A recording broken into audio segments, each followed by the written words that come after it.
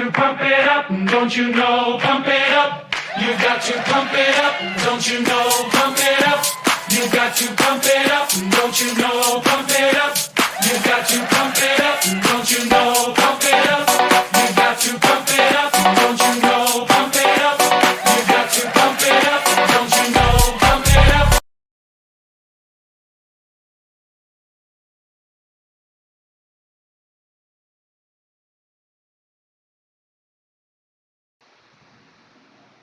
Good morning, and it's Sunday, October 6, 2024. It's already 10:40 in the morning. So the first week of October was done, and it's full of food, fear, uncertainty, and doubt. So yun yung first week ulit ng month. So last month, meron din yan. Meron din yung food. In August, meron din tayong food. So, more yun yung narrative. Yun yung every month na papasok, meron tayong food, FUD. Yun yung nakita kong pattern. So, punta tayo. SPX, natapos tayo sa weekly chart tayo. Hammer, next candle that will decide if this bullishness is uh, validate nito, no? Break retest. Another close ng weekly sa high, validate yung break na yan, yung breakout na yan. So weekly next week mag-close tayo ng new all-time high. So bullish na, below of top is on the table. Low of top. Pandemic. So yun. Habang uptrend dyan. So makikita nyo yung galaw ni SPX. Ito. May ano ka. Meron tayong channel. Once na lumabas yung candle dyan, dito sa taas na to. Oops, hindi yan. Ito. So pag yan lumabas, low of top talaga yun. So we expect a something like this. No?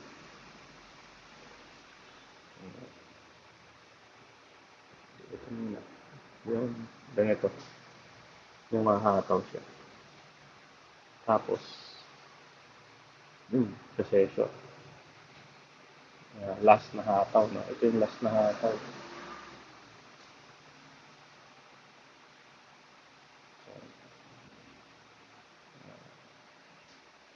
So, magkamukha na ba sila?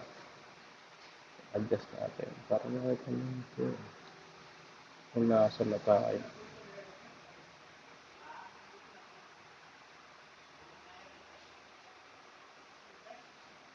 Anong taon ba ito? 1997.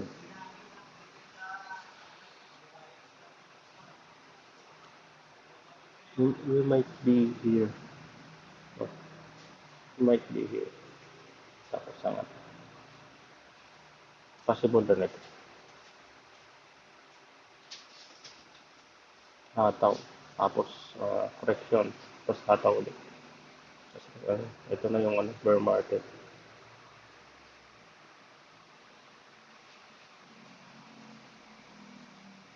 So, volume price, nasa taas na nito, ng channel na to.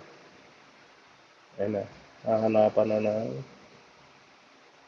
exit, no? O kaya, hindi siya makalabas. So, yun na yun. Tapos na.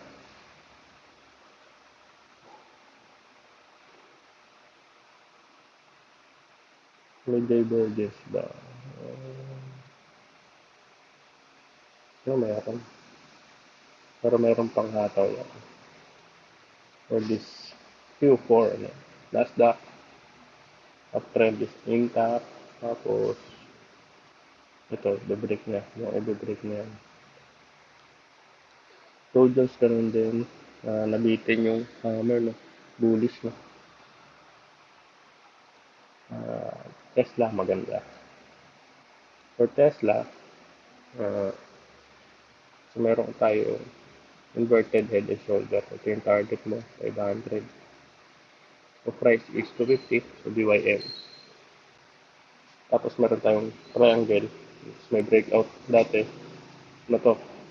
Fake breakout, liquidity grab. They trap the buyers, no? Tapos, pak, kumuha ng liquidity. Ngayon, ang gagawin niya, nag-break na siya sa yung candle nito. Buong candle niya, nag-break, nag-close above the triangle. Kasi itong candle na to, last week, niretest niya yung triangle. So, mukhang gagawin niya, liquidity sweep to. So, multi-trade siya above 270. $270. And then, opposite ng Tesla is yung crude oil. So, opposite niya kasi, ang break niya sa baba.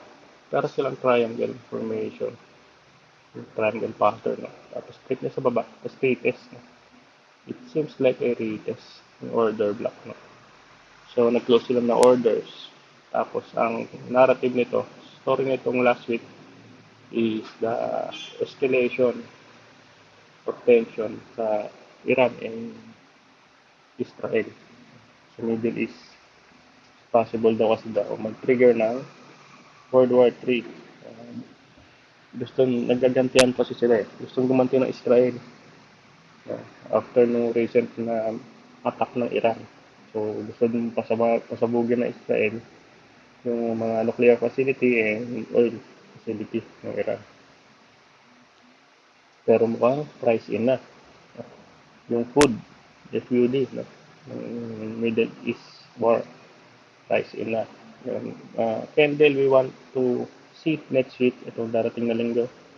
We don't want to see na pumasok to sa triangle, bumalik siya sa loob yung price, yung body ng candle. Mag-close yan next week. Bearish yun. Pero pag nag-close yan below the triangle, that's bullish for equity market. So, yan. Yung gold naman, kahit anong kalita doon sa Middle East, hindi siya nag-close ng new high sa weekly, no? Doji. So, mukhang, kasi safe haven dapat ang gold, eh. Sa dami ng gulo dun sa balita dun sa Israel and Iran. Yung gold, hindi gumawa ng bagong highs sa weekly. Hindi siya nag-close ng new high. The closing was lower than last week. So something's wrong kung tunay yung gera. Dapat safe haven yung gold. And Bitcoin, so ito na yung cycle low ng Bitcoin. This was a daily cycle low. No? Ganda na ito. Pasok ko. Ito, may uptrend ka dyan. Tapos malaking candle. No? Dito nagsimula yung ano. Yung Ukraine, ay, hindi, yung Iran and Israel. Tuesday. Yung araw na yan, yung Monday, ng gabi, dito sa Pilipinas, dyan madaling araw pala ng Tuesday, dyan pinar yung maraming misay ng Iran to Israel. Kaya may breakdown siya, no, sa uptrend. So it seems na yung Bitcoin nagre-recover na. So cycle low lang to.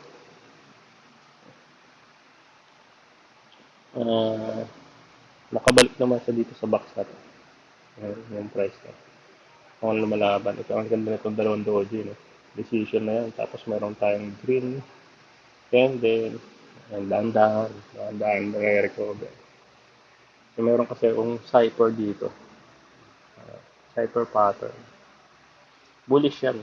Nag-break nyo sa taas. So yun. Impulsive, corrective.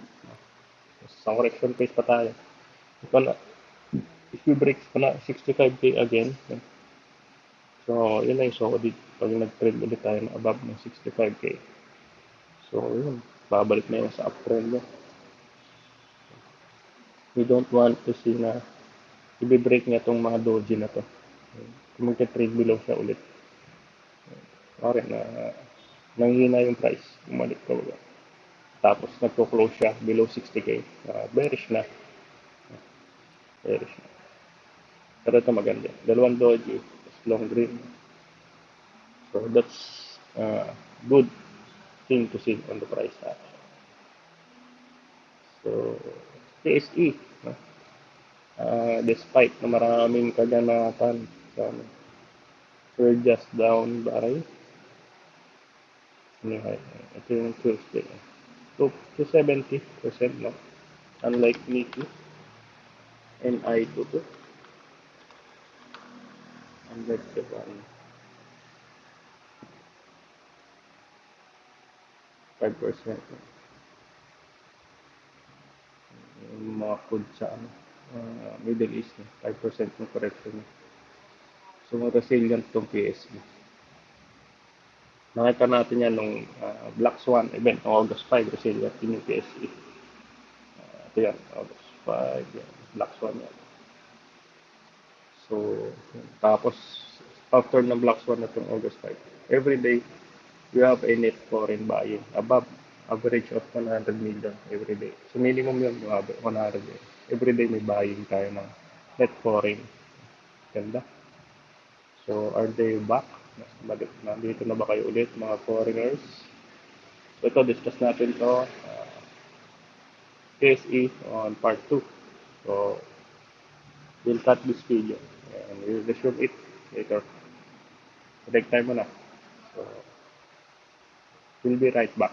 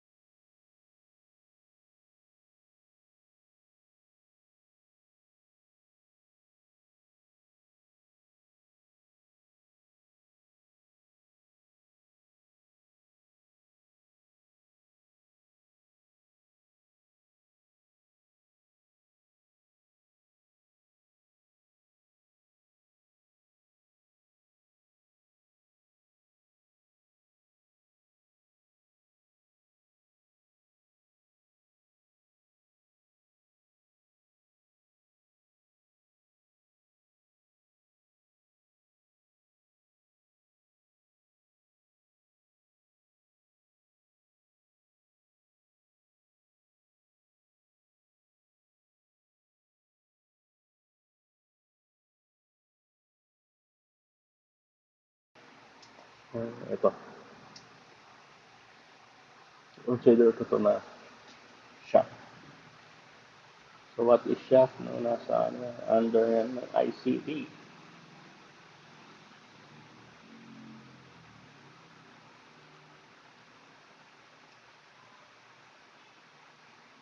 Let's make it red for supply.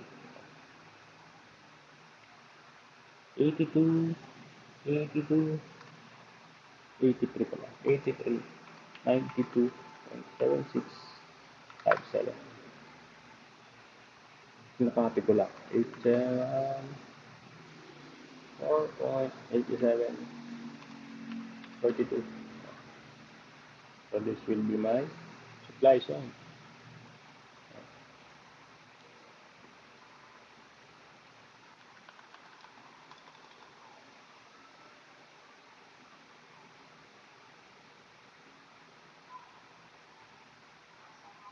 Bakit kami nito? Wala ka nga.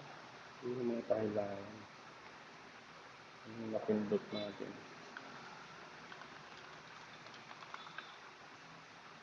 Supply zone. Let's put it on the middle.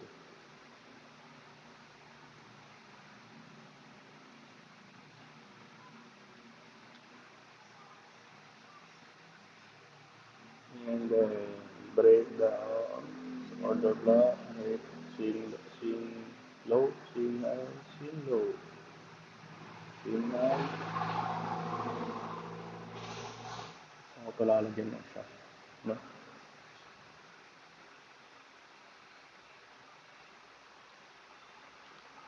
May break tayo dito. Ito yung consider ko siya.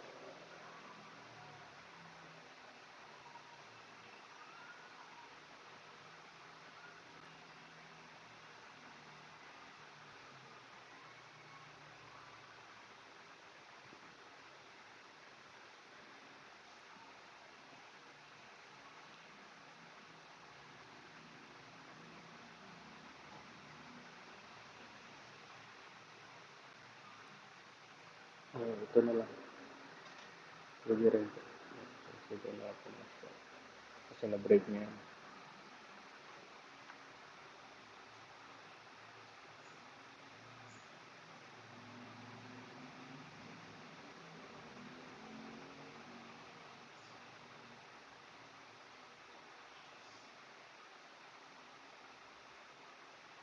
Seven three 861. So, tignan mo, makakita.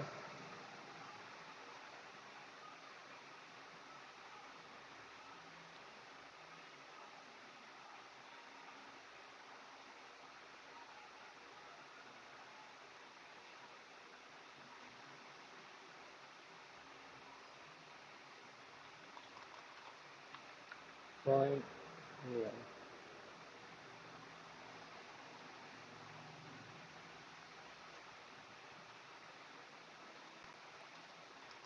Seven five one five two na.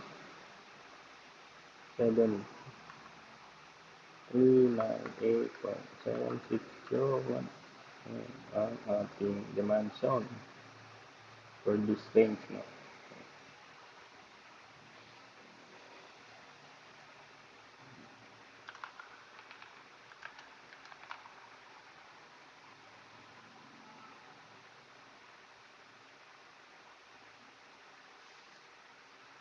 Kaya,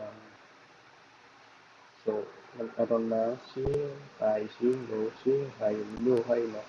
Swing low, tas swing high ulit. Pagdating dito, nagkaroon tayo ng range. So, yun yung range of character natin. Itong sideway na to. And then, nagkaroon siya ng break, retest, leg down. So, mark down. And then,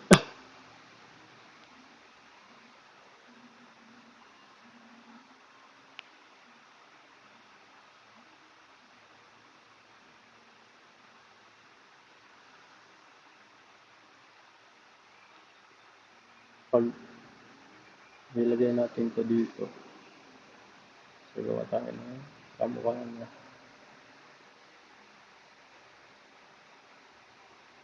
So nag-breakdown, no? Ito, uusad ko lang to.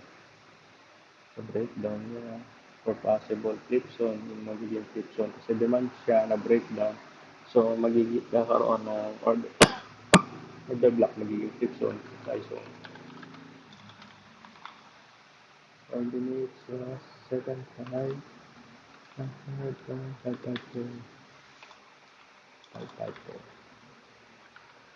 7, 3, 9, 8, 10, 7, 6, 7.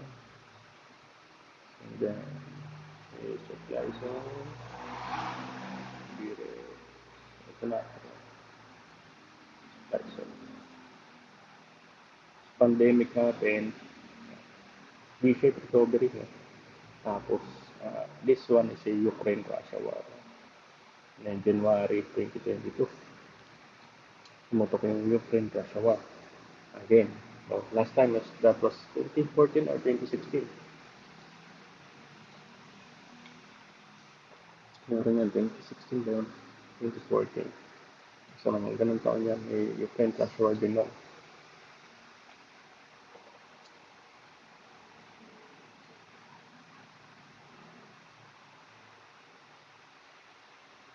Ayaw nang luminaw. No? Hindi natin sobra naman. Ano ang magandang number 45? Parang yun ang 45. So, yung supply zone. So, ang tagal na yan, simula nung nangyari yung breakdown dito, hindi pa tayo nag-trade ng candle above or yung meron week pero yung close ng candle wala pa. So this will be a very strong supply zone. So that will be the extreme supply zone. Kaya meron tayo dito short uptrend.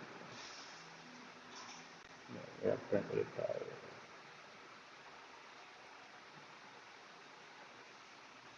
Tapos ito yung maganda rin. Ito, hammer, doji doji, parang ganito, no? Yan yung butang parehas. Slow, lower time frame lang. Ito, meron pang hammer na to, no? Nireject na to sa weekly.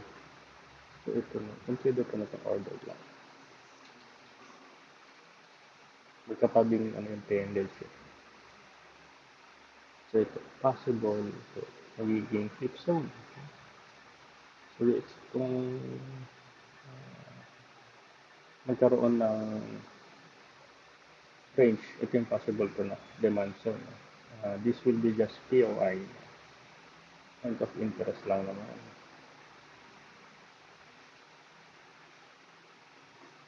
Balik natin to sa 24 para yung extreme lang yung meron.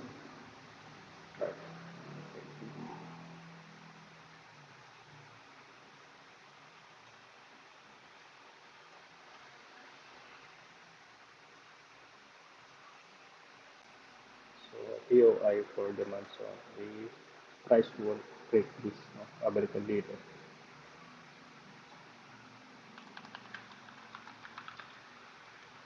So pwede nga kasing gawing flip zone.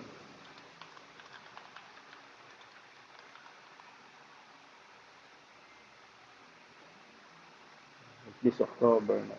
Hindi niya ma-break yan. Hindi niya mag-trade about. So dito yan talaga.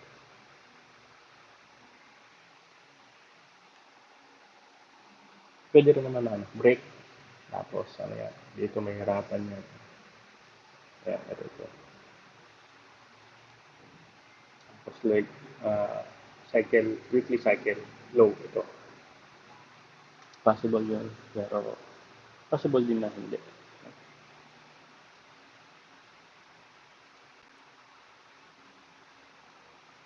Ito, supply zone na na-break yan. Okay.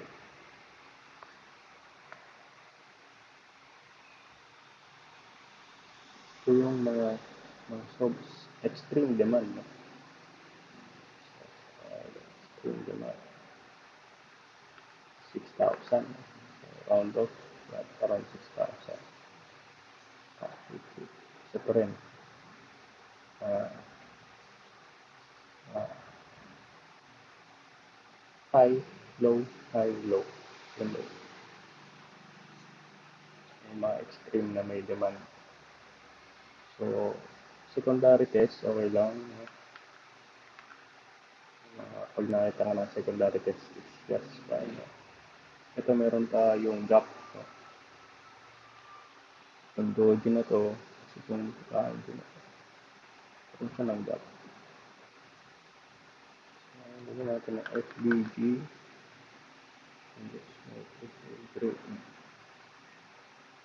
Ito ang kasal mo naman yan. Sabi ko sa'yo, 24 to.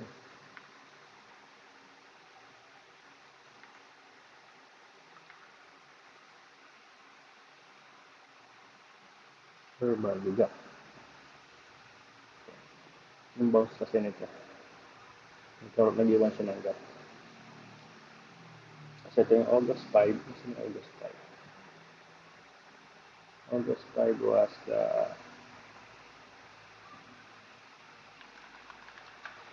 Black Swan.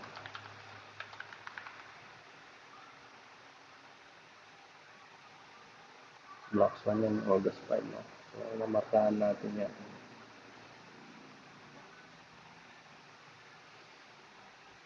So, this lets a accumulation phase na breakdown sa accumulation. So, ito yung phase C na. Sa cycle naman, weekly cycle. So, pasok tayo sa weekly cycle. Kasi weekly cycle, no? Kasi weekly cycle high. So, we're looking for the weekly cycle high, no? Or yung ganito, weekly cycle high. Estimate 22 bars. Saan ba tayo sa 22 bars? Hindi pa. So, meron pa tayong allowance, no? Weekly cycle high. Sa kodigo ko, ano ba yan? Weekly cycle high.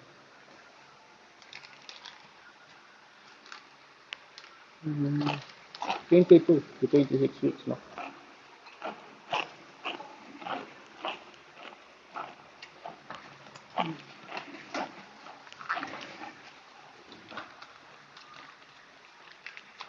So 22 to 26 weeks. 22 weeks. So you will see the POI lang yan.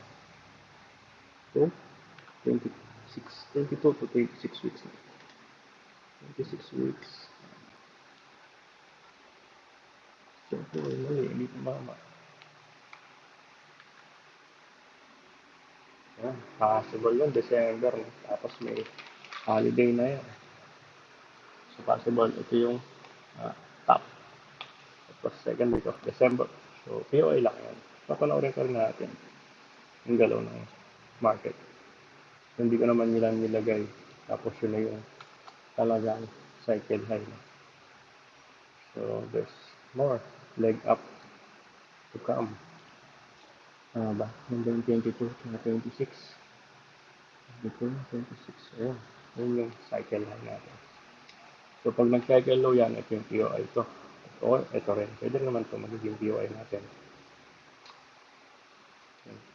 Pag na-break niya. So, ito. Cross labang natin dito yan. Dahil yan ang low, pinaka last high niya, no, bago mag-pandemic. And then, hanap tayo ng kakaibang candle.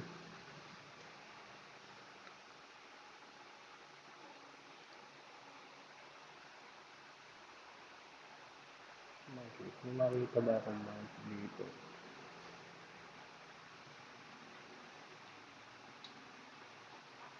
Yun, nakakita nga ako. Ito. Trading yung yun. Weekly cycle high. POI ng weekly cycle high. Kaya, hanggang dyan yung cycle high. Possible yan. Tapos, yung or mag-range. Pwede mag-range. Like this one. Like this one. Pwede mag-range. So yun yung possibility for what is next for PSE. Ah, so, pwede to. Angat dyan, no? Tapos sideways, another leg up, no? And mini-break na natin yung mga matitinding supply yun. So, sobrang bullish na talaga. So, when did I become bullish on PSE? Ito yan. So, yan. PSE, market on most exciting part. Uploading it April 5, no? Yeah, first up, start, July 1. PSE on third consecutive weekly gain, July 12, is on the brink of bull market, no? July 18. Paguluhan, PSE, sample, bull market is here. There was only 16, no? But here on bull market is here. So, so if you want to see a technical analysis, no, sa mga past quarter, dyan, sa page, YouTube. So, I'm bullish now. Break natin yung mga major supply zone. Tapos ang ganda ng volume nito. And year end, dead this week. No? Ang ganda yung ending ng week natin. Despite na meron tayong uncertainty sa Middle East. Tama. So monthly, I'm using this indicator, no? Laggard yan. Laggard indicator. Every time magkakaroon siya ng green, in bull market. Every time violet, bear market. Green, bull market. Violet, bear market. So it doesn't have a green box here yet. No? Wala pa tayong green box pero may mga liliparan ng mga first liner. Like Ali, Ayala Corp, ICT. ICT is the alpha for this cycle. So,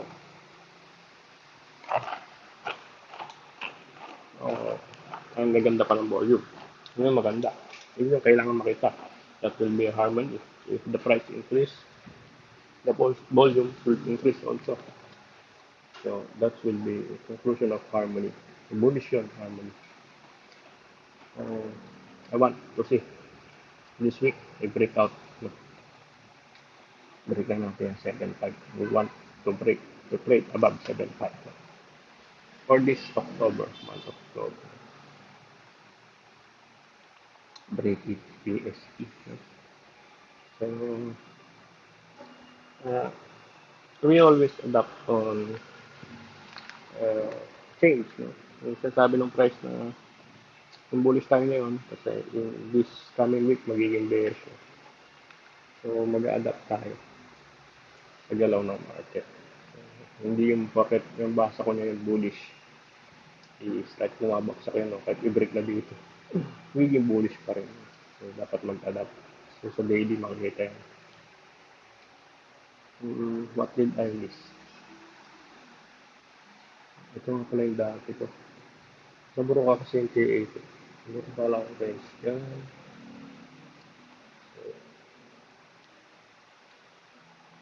Break test, no?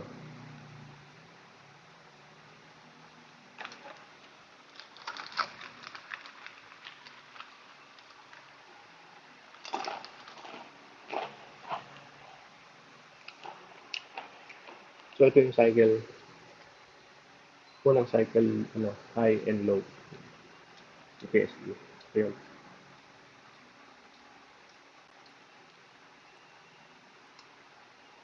This was yung daily. Daily chart. So, yan yung, meron tayong range dyan. Yan yung range. Supply and demand. And then, nag-flip zone dun. Pero nag-flip zone dito. So, ito yung demand, break. Tapos, nag-supply siya, no? Nag-supply siya. Tapos, break, no? Tapos, kinuha ulit siyang demand. So, that is bullish, no?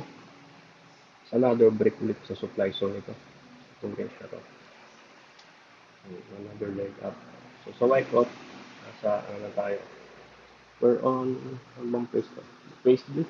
As phase D or phase E? Hindi ko pa na-plot eh. So, yun. Uh, Exciting week this week, no? Second week of October.